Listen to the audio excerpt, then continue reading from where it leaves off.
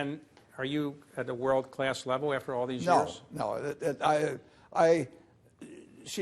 You couldn't have a better teacher than she is, but the student had limitations. Now, you mentioned Bill Gates. How did you actually come to know Bill Gates? It came about because Meg Greenfield, who was the editor of the editorial page of the Post, called me in the late 1980s, and she said, Warren, I've always loved the Pacific Northwest. She'd grown up there. And she said, I want to know whether I have enough money to be able to afford to buy a house, kind of a vacation-type house, on Bainbridge Island near Seattle. And I said, Meg, anybody that calls and asks me whether they got enough money does have enough money. So when they don't call, they don't have it. So she bought the house. So she invited me and Kay Graham and a few people out to the house.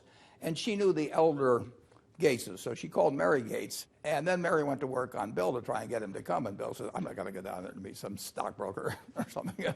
And Mary was a very firm type and said, you're coming. And he said, I'm not coming. And finally, they started negotiating hours. And she said 4 hours. And he said 1 hour. And this went back and forth. And he came down.